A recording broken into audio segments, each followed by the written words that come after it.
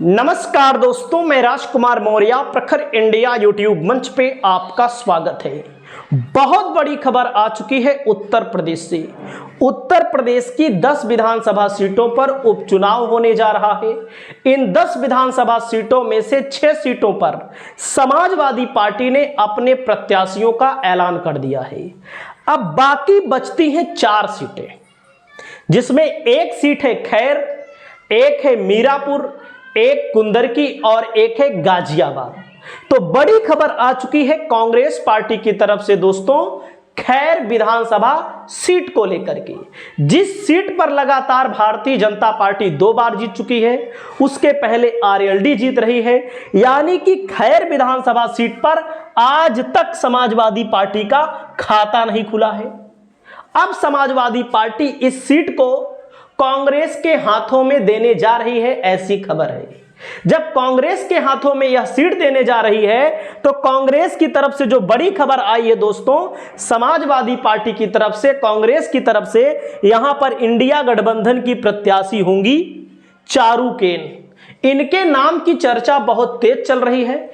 चारुकेन कौन है, इनकी सियासी हैसियत क्या है, और आप समझ सकते हैं अलका लांबा है जो दिल्ली के नेता हैं, महिला की अध्यक्ष है कांग्रेस की।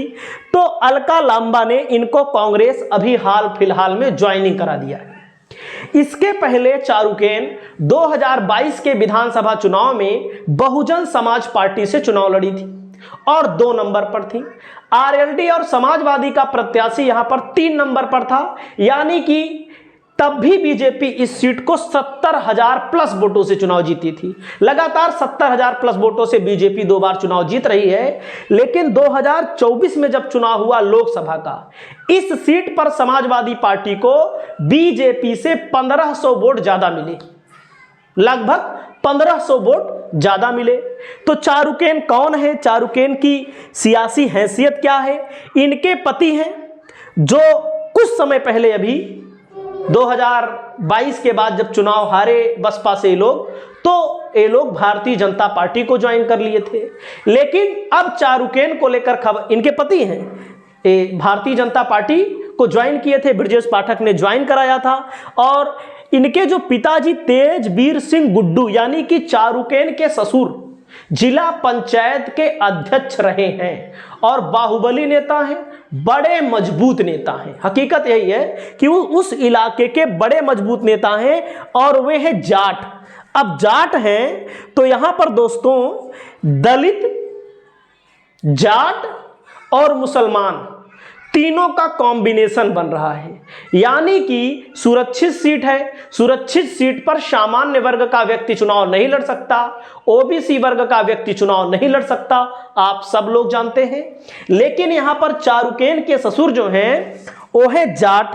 तो आप समझ सकते हैं जाट परिवार से हैं, तो जाट परिवार का वोट यहां पर बन रहा है 1,10,000। इसी से समाजवादी पार्टी को अभी 2024 के चुनाव में ज्यादा वोट मिला था यहां पर बीजेपी की तुलना में।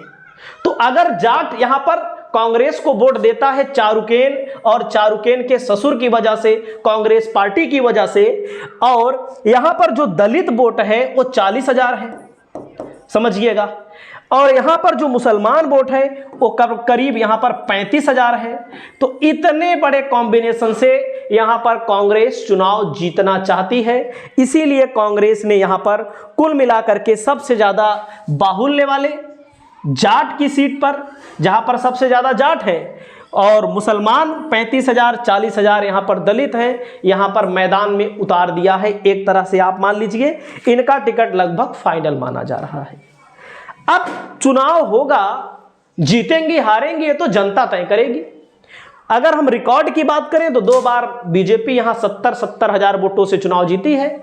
24 के चुनाव में यहां पर समाजवादी पार्टी के विजेंद्र चौधरी लोकसभा का चुनाव लड़े थे, अलीगढ़ लोकसभा क्षेत्र के अंतर्गत आती है, तो 1500 वोट उनको ज्यादा मिला था। इसी समीकरण से बीजेपी यहां पर चुनाव हार सकती है 2024 के समीकरण से। एक तरह से जब भाजपा में ज्वाइन हुई हैं, तो भाजपा को इन लोगों ने छोड़ा है, तो भाजपा के लिए कहीं ना कहीं इस सीट पर झटका माना जा रहा है। आपकी जो राय हो कमेंट करके जरूर बताइए। नमस्कार।